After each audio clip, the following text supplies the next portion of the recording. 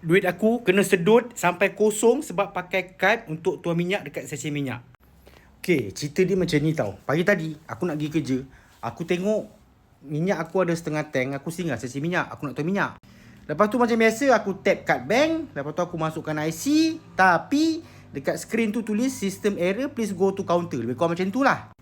Sebab tangki minyak motor aku ada lagi setengah tank. So, aku kata, malas lah tuang minyak, balik nanti bawa tuang. So, aku pun terus pergi kerja.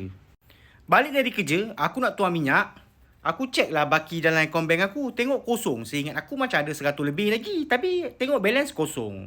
Aku pun just transfer je duit aku daripada Singapore pergi ke CIMB RM100. Sebab aku ada 2 account. Account CIMB tu memang aku buat pakai untuk uncit-uncit. Tapi sebelum aku pergi tuang minyak tu, tepi tu ada kedai nasi ayam. Aku kenalah nasi ayam dulu. Nasi ayam tu RM9. Lepas habis makan nasi ayam, aku nak pergi tuang minyak. Terus dia tulis situ balance not available, not enough. Macam tu lah, insufficient balance lah. Baki tak mencukupi lah dalam kad bank aku tu. Aku dah pelik tau. Aku baru je transfer dekat RM100 tau kat account tu. Takkan bawa pakai RM9 tu dah habis. Aku pun bayar lah pakai cash. Kuik-kuik lah aku punya bag duit ni. Cek RM1, cukupkan RM10. Tuang minyak motor RM10. Balik tu aku call bank. Aku check transaksi ada keluar duit RM131 dengan RM81 dekat stesen minyak tu. Padahal aku tak tuang minyak pakai kad tau.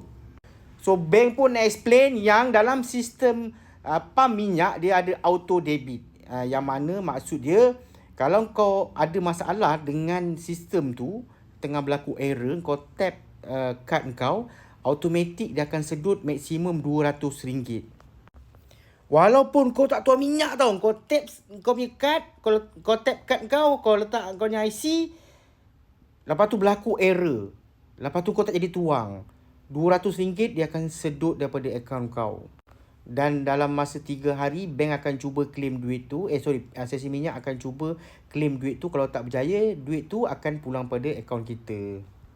Jadi pihak bank nasihat, sebelum kau tap screen, preset jumlah minyak yang kau nak tuang. Contoh kau nak tuang RM10 kan, kau preset dulu, baru tap kad. Barulah kalau dia floating duit kita pun, dia sedut duit kita pun maksimum RM10. Kalau duit kau ada 200 ke 500 ke, dia akan sedut sampai 200. 3 hari lepas baru 3 hari kemudian baru kau akan dapat duit kau. So pengajaran dia preset. Aduh, ya dah duit tak ada ni. Dah tak kerti like, comment, share, follow. Thank you.